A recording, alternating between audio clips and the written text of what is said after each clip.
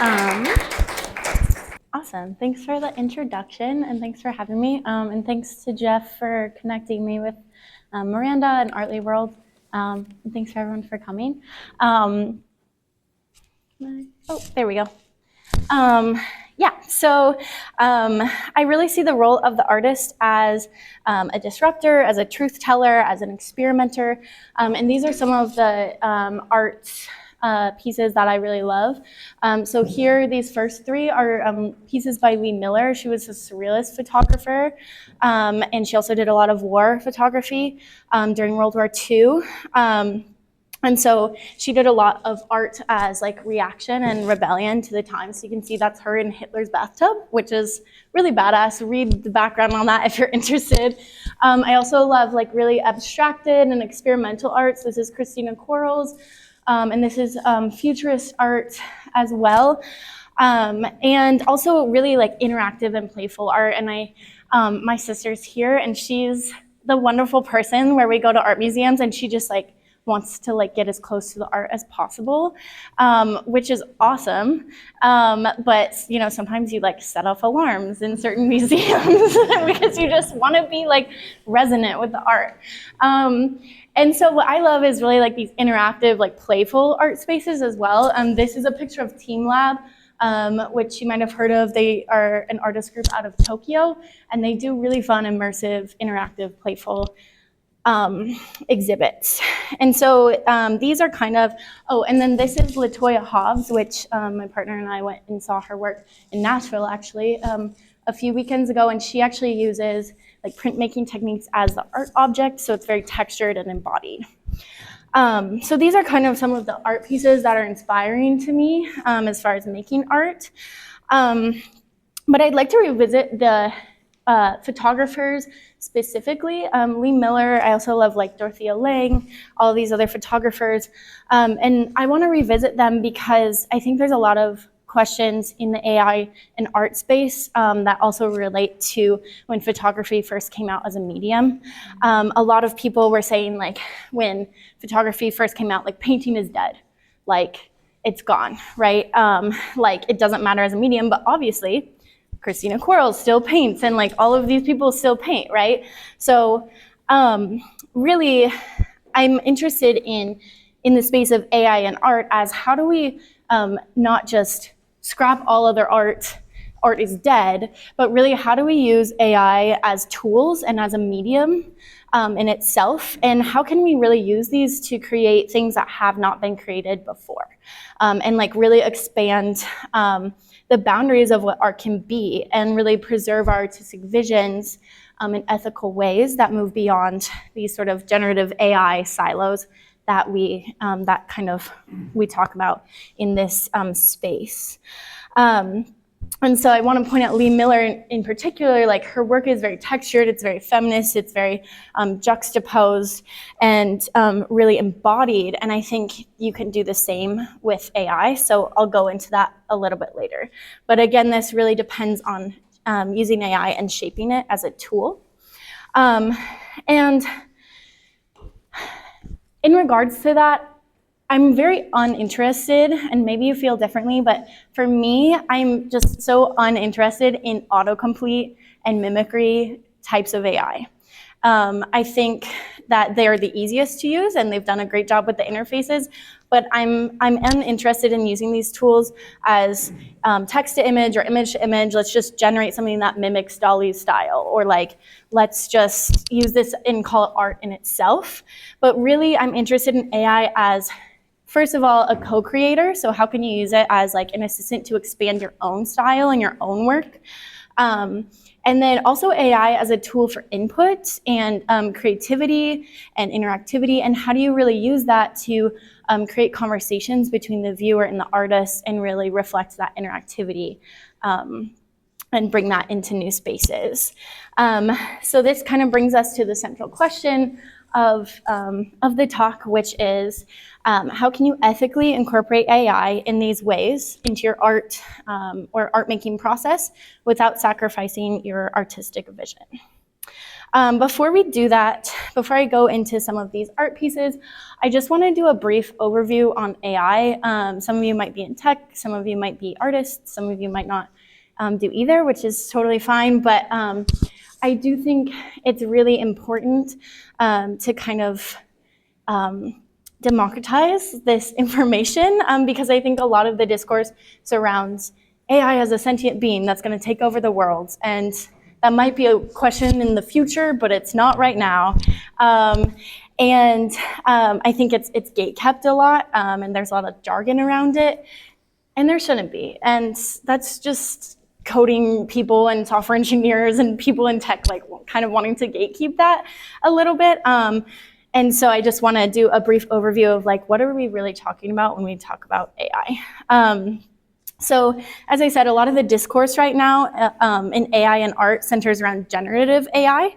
Like I said, the autocomplete and mimicking types of tools. So these include like Stable Diffusion, DALL-E, ChatGPT, these kind of tools.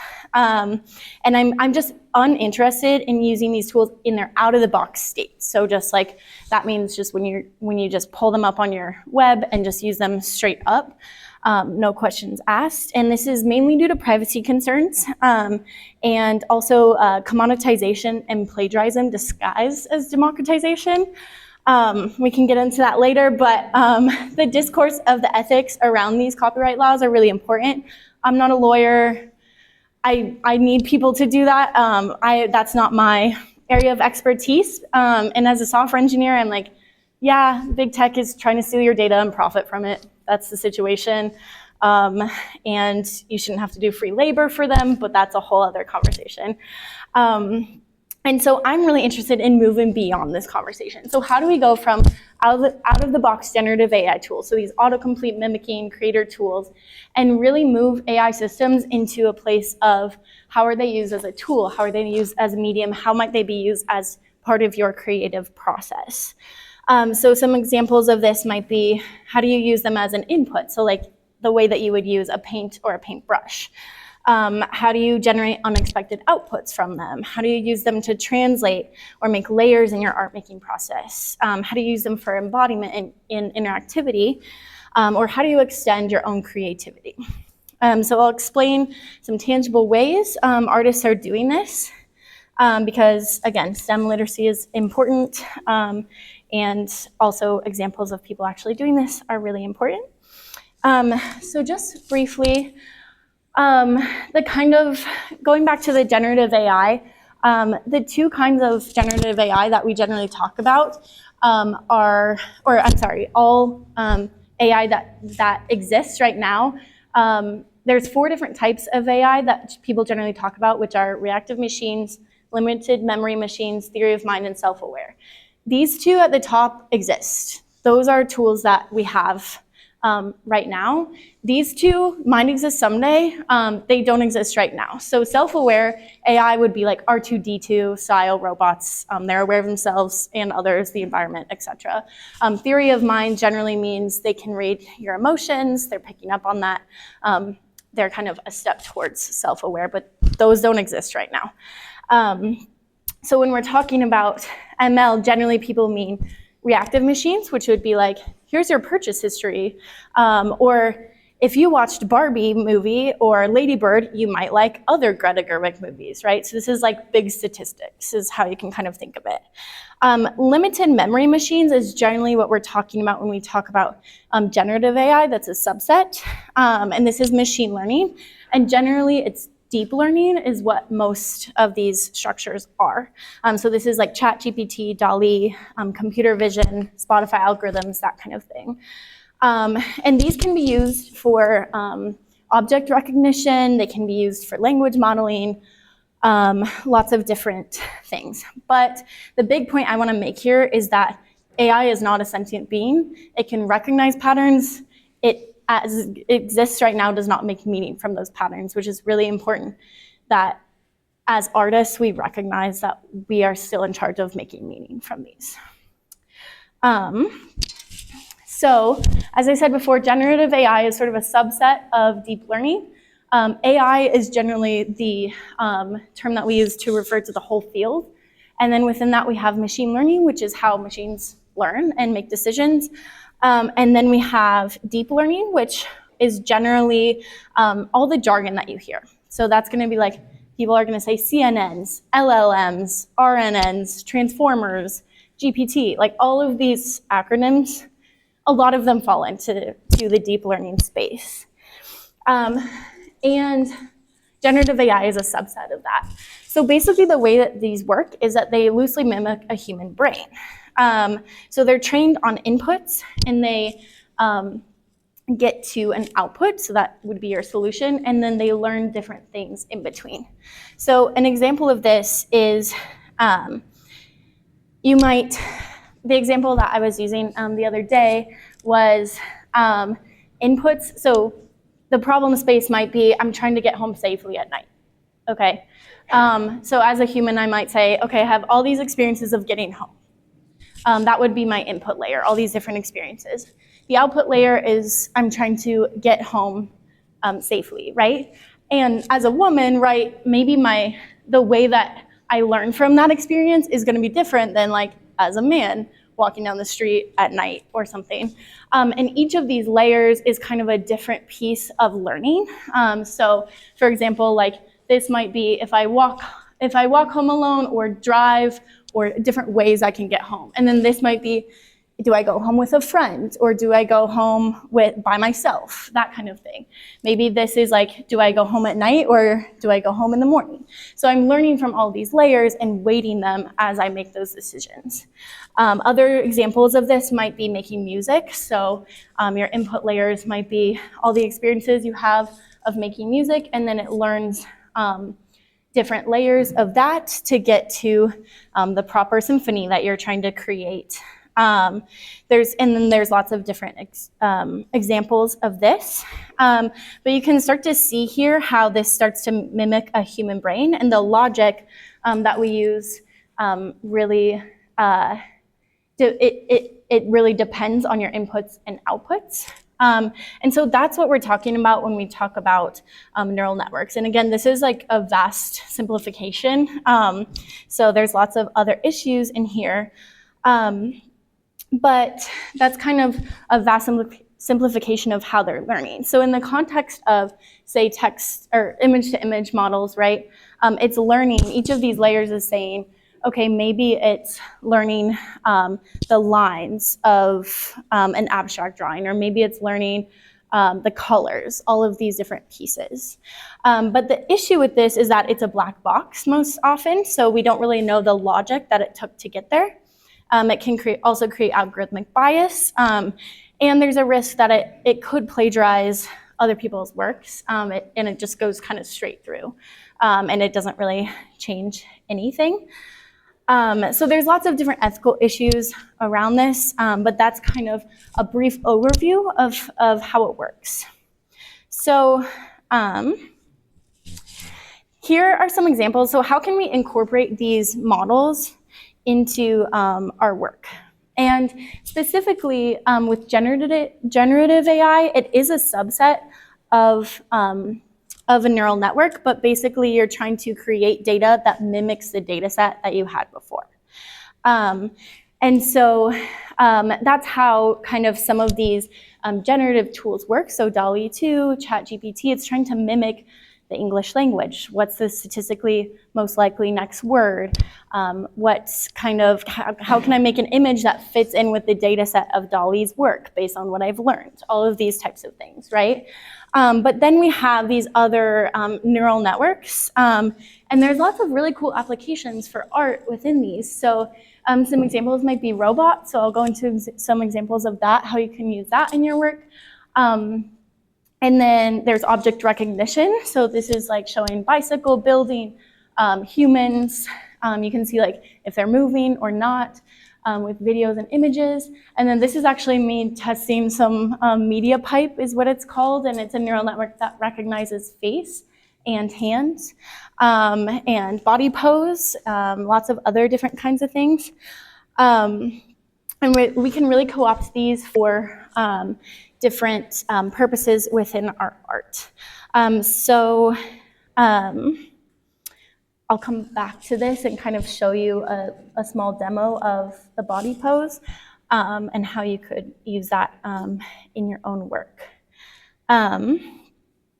So here's some artists that I really love. I'm just gonna briefly go into their work and kind of the things that they've done with AI and how they've preserved their artistic vision through it. So this is So-Win Chung. They are an artist that does robotic performance art.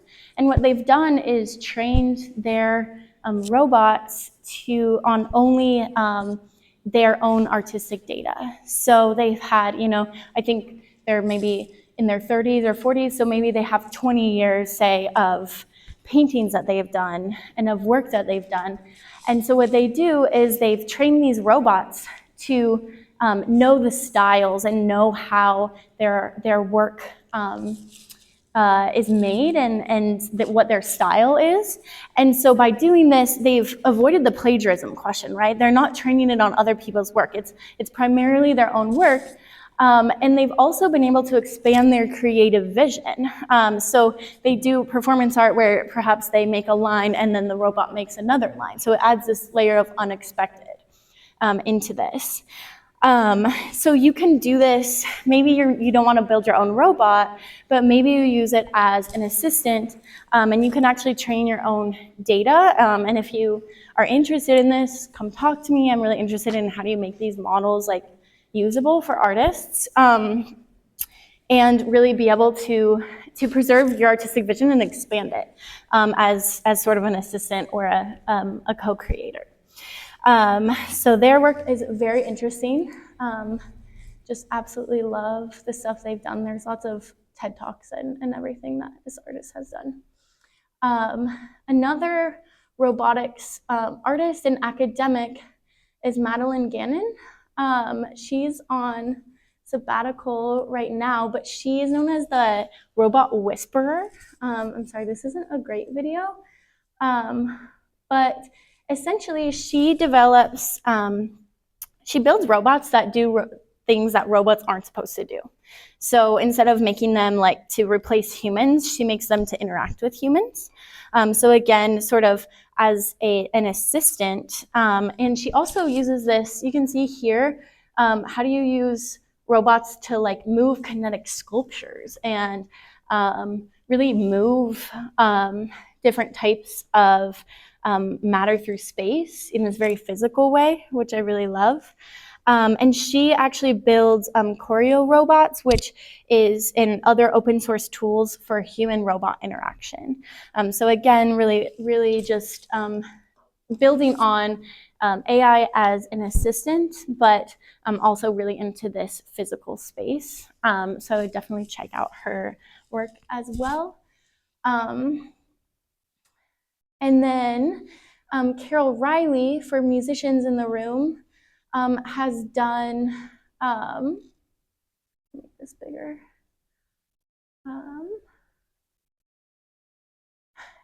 This was an early experiment with OpenAI, but she was looking at not just how do you create music with AI, but really, again, how do you build on professional musicians' art and train it on their data and have this collaboration process between these very, very talented professional musicians.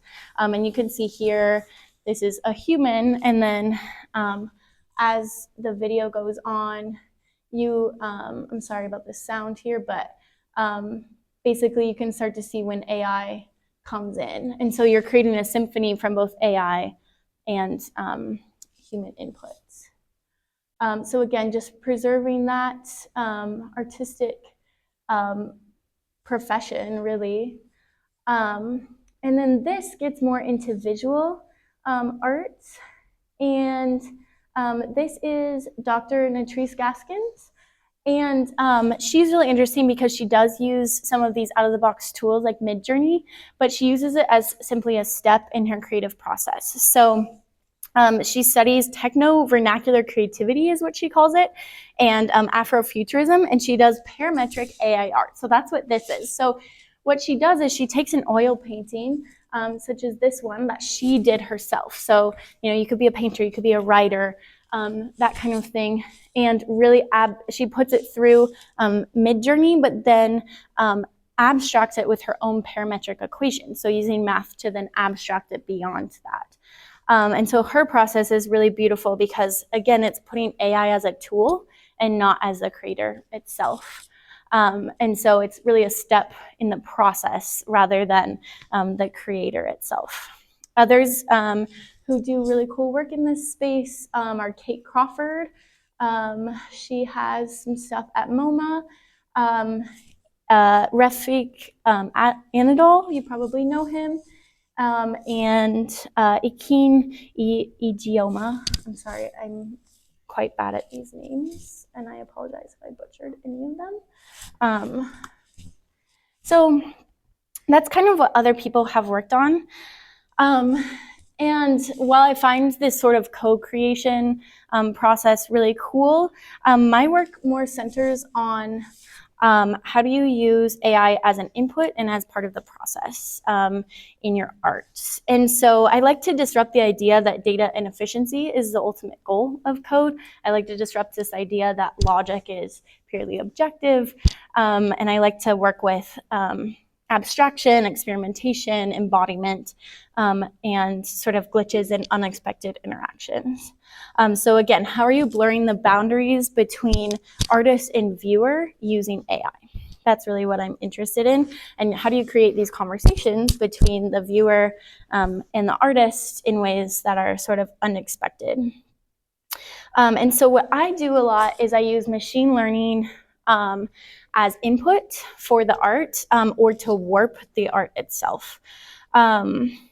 So this piece is, it's titled Abstractions of a Young Austenite, which is like cheesy, but whatever. And this is a poem basically reconstructed. So I'm actually the first art I guess I ever really did was like poetry and writing, and that's really what I do. And so I was really interested in translating this here. So what I did was I took this poem and I wanted to see what ChatGPT would come up with if I asked it to sort of write an algorithm that mimicked the theme of the poem. So a lot of these themes were like crumbling and like embodied experiences and these experiences that I had had in Austin.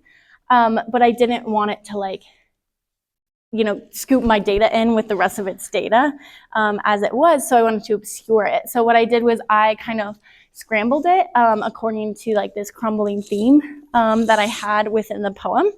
And then I put it into ChatGPT and I said, hey, can you scramble this again based on what you think of as algorithmic decay and crumbling? And then from there, I put it into P5, and it basically mapped it based on different algorithms. So basically instructions to say turn when you encounter like the letter B, for example. And I wrote a few different instructions for that. And then these pieces right here are images that I actually took as punctuation. So each image here represents a different piece of punctuation. And those images are all pictures I took over like a 3-month period in Austin. And then in the back here, I had a friend select her favorite line from the poem, which was blurry feminine shadows. And I was looking at like, how do you create a 3D form from a 2D piece? And so this is actually that line made into sort of a 3D object based on another algorithm that I wrote. And then the colors are picked from a picture of an Austin sunset. So really I was looking at like, how do you make these 2D things 3D and how do you like obscure the data and how do you translate it? And I made this for a friend's art party, my friend AK in the back. So thanks for providing that opportunity. And so really this was looking at like, how do you use it as an assistant without sacrificing your data, that kind of thing. And then this I did at Museum of Human Achievement.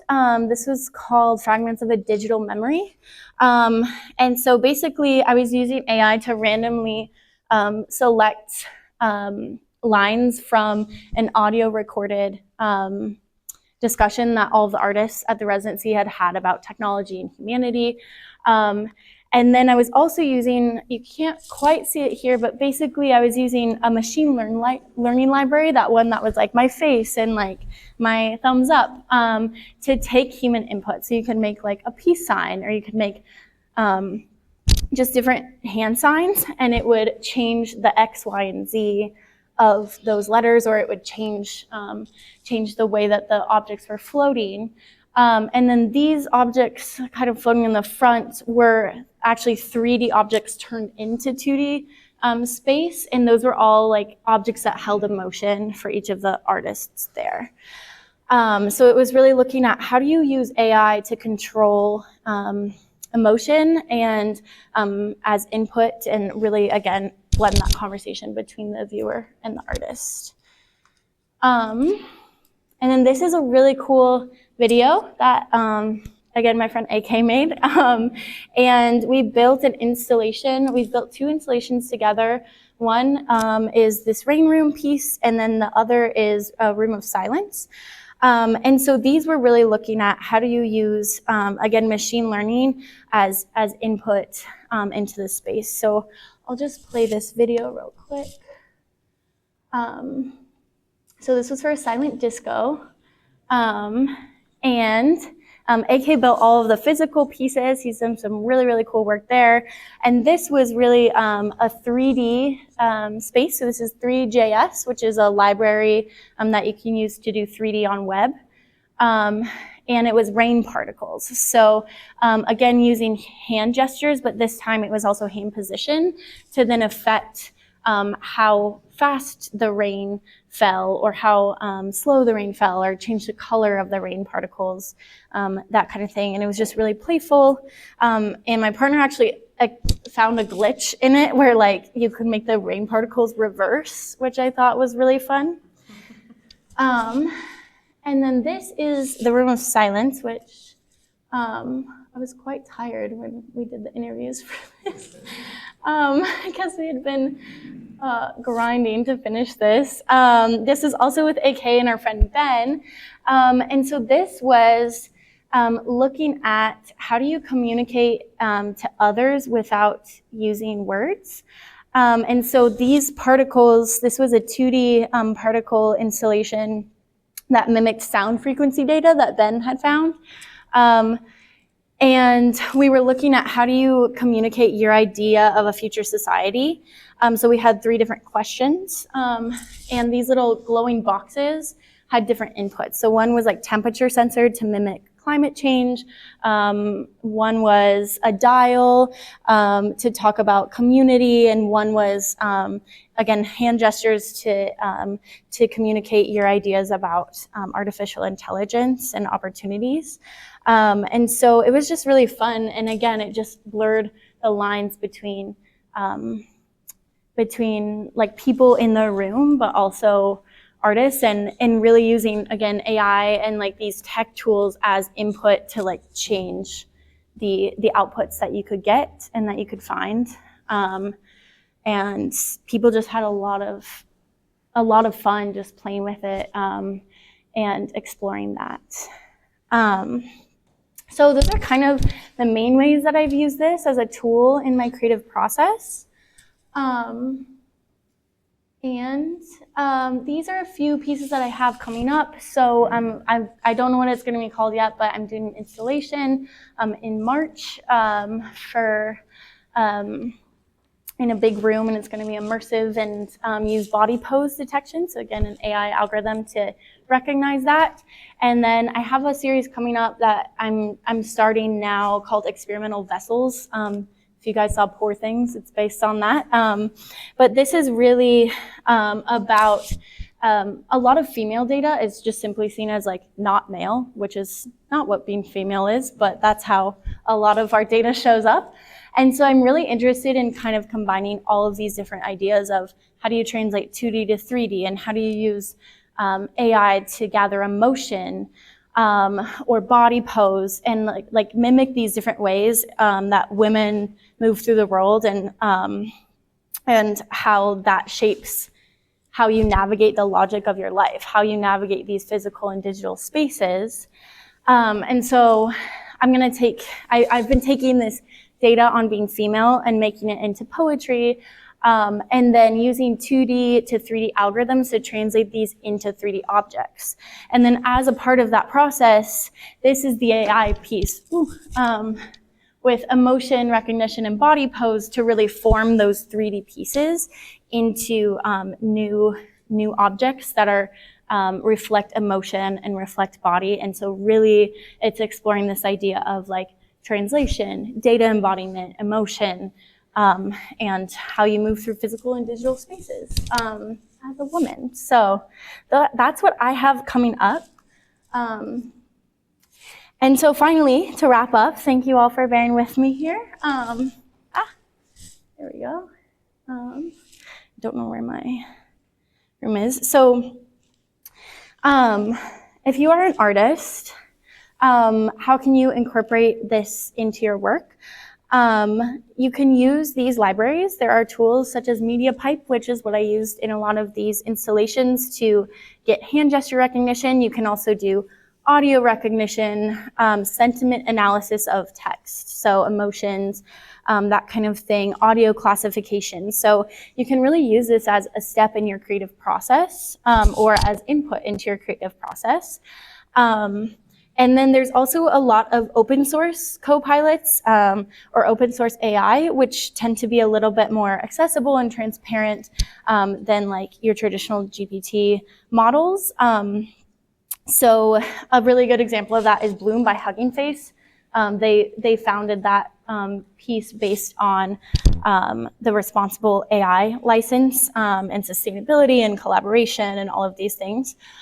And then Arduino, Raspberry Pi, P5.js, 3.js, Unity, these are all technology frameworks that you can use in your art as well. And then I have some books, some labs and organizations that I really like. And then here I want to point out some really affordable and good courses and they often have scholarships as well, are Copenhagen Institute of Interaction Design, Gray Area, and SFPC. The first two actually have online courses if you're interested in that in tech and art. And then in Austin, there's Dada Geek and Museum of Human Achievement, and they are super, super great people to know. And then I'm also interested in building these tools out for artists. So if you are an artist and you're like, I don't know how to train a LLM, but I want to use it in my work, or you have ideas about that, I would love to talk to you. Or maybe you want to train a robot, and let's talk about that too. So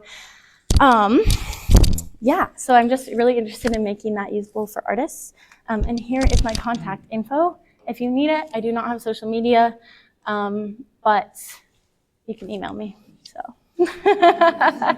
thank you all for listening to that very long presentation, and